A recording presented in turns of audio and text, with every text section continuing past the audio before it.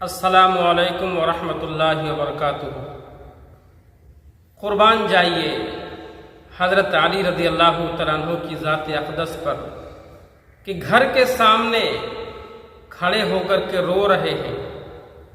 لوگوں نے دریافت کیا، پوچھا، اے حضرت علی آپ کیوں رو رہے ہیں؟ حضرت علی رضی اللہ تعالیٰ عنہ نے فرمایا کہ ایک ہفتہ گزر گیا ہے، ہمارے یہاں کوئی مہمان نہیں آیا ہے۔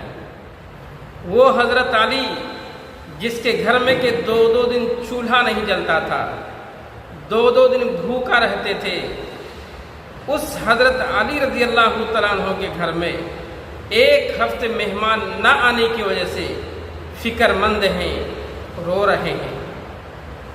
آج ہم ہیں، مہمان گھر کے اندر آتا ہے تو مہمان کے آنے کی وجہ سے ہم روتے ہیں، مہمان گھر میں آنے کی وجہ سے ہمارے سروں کے اندر درد شروع ہو جاتا ہے اور ہم رونے لگتے ہیں اور دل میں سوچتے ہیں کہ کب یہ مہمان جائے کہ مجھے سکون ملے۔